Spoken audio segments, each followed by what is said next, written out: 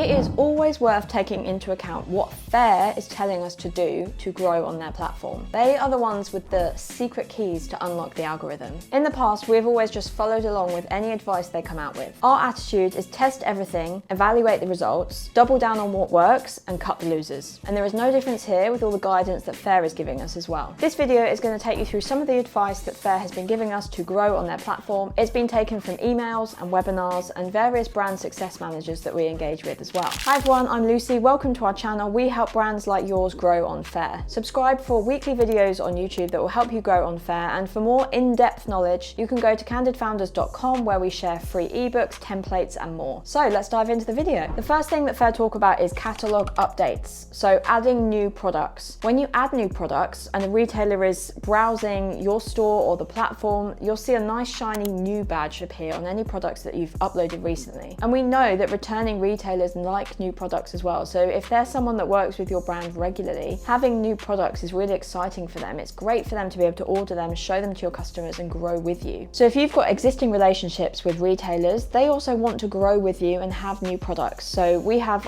some of our best customers, when we launch new products, they do amazing, and they will just kind of order everything that's in the new catalogue, try it out, see what works, and again, just like us, double down on the ones that sell well and cut anything that doesn't sell as well for them, because it is different depending on the retailer, who their customer is, where they're based. Within this piece of advice, they talk about product photography. Make sure it's really high resolution. You want good product photography. So think about Faire platform. How many brands and products are being shown to retailers all at once? There's hundreds of thousands of brands on there, and one of the ways to stand out is with good photography. So do make sure that you are displaying your products in the best possible way. Are your photos something you're going to be proud of? The retailers, they make snap judgments, decisions. They're visual people as well. So coming onto your page, they want to be able to look at your product range and think, yeah, this looks really good, I want that in my store. In the same breath, they also talk about Catalogue Completeness. So this is making sure that you have the same range on Faire that you do elsewhere. It's within their selling rules. You can actually get kicked off the platform if you're kind of cherry picking products to go onto Faire. Their rules state that you need to bring across the whole catalogue. It works for retailers as well. If they're shopping from you on Faire, they want to know that they're getting access to the whole catalogue. That is actually something we found at a recent trade show when we were talking to retailers, that they wanted to know, one, that they were getting the same price, and again, that's a rule on Faire that you need to have the same wholesale pricing no matter what platform it is on, and two, that they're getting access to the whole product range. Faire apparently do periodic checks. We're not sure how this is triggered, but retailers can actually report you if they notice that you're not selling like the whole range. And as I said, we have known brands to be kicked off of the platform for breaking this rule, so please just make sure you have a complete catalogue. Another thing that Faire have added in recently, it's in beta at the moment. On our brand, for example, scrolling down to the bottom of the Faire shop page, a retailer can actually request a product. So possibly if they see something on another platform of yours that they want and they don't see it on Faire, they can pop it in here. So I'm surmising that this is another way for retailers to report if you're not displaying the whole catalogue, so just one to watch out for. Collections is another thing they mention.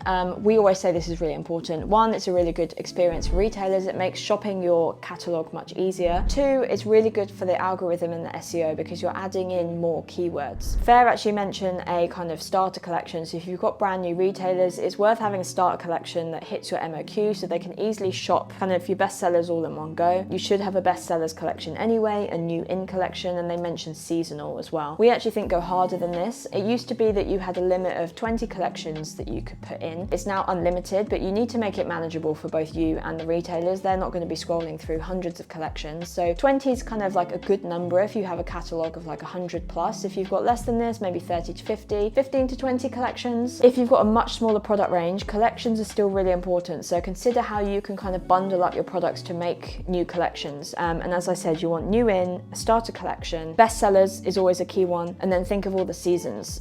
So Easter, Mother's Day, Father's Day, Valentine's, Christmas, we actually have all year round. If you have any products on pre-order, which we recommend you do, if you can do pre-orders is really good, have a pre-order collection. And then if you've got lots of products, go into each of those like sectors as well. So for example, you could have handbags, belts, jewelry, sunglasses, whatever your products are. Make it just super easy for the retailers to shop, but also get those keywords in for the algorithm. Consider what your page looks like as well visually. So we talked about the photography. Look at your banner photography as well. So is that kind of in with the season? So naturally at Christmas, our main brand is a sock brand. So we're very big at Christmas. So that seasonality kind of we can bring in from June when retailers start thinking about fall and Christmas, and we have that visually like on our banner page. Another example is Easter's coming up. So that might be something that you want to display on the page. page. Anything new incoming, make sure that you are actually displaying on the page and update that regularly. You just don't want like an out-of-date banner with an old product. You definitely don't want a banner displaying products that are out of stock, for example. So consider this as well as quite like an easy change that you can make. Faire also talk about videos. We have seen some brands utilize this really well. So you have the option to add them onto kind of your brand page on the shop. So you can have a brand story. You can also have a kind of a library of videos. So whenever we do a trade show, we film a video to kind of give like a virtual trade show, and then we upload that. So we introduce new collection to our retailers. You can also add videos onto a collection page and a product page. Again, brands that have been doing this really well, we've seen them utilize things like GIFs. So even if you have a product that's particularly static, you can have it so there's like animations moving around and be really creative with it. It's super fun, and I think it just gives such like a kind of great experience for someone being on the page, and there's movement, and there's really not many brands utilizing video on Faire at the moment, so you're going to stand out if you do use it. In terms of brand story, the more you can get on camera as a founder or creator, the better. Don't forget, this is independent brands with independent retailers, so you want that human-to-human connection, but I understand not everyone feels comfortable on camera. I never used to until running this channel, and it's just something that comes with practice, but there are a few ways around it. You don't necessarily have to talk to camera like this. You could have someone filming you whilst you're doing your work, so it's more like B-roll, and then you can have them maybe interview you off to camera, so you could have someone sitting here and they're talking to you, so it's less about talking to camera. This is like probably the hardest way to do it, talking to camera and trying to like remember a script, but you could just have someone that you know and talk to them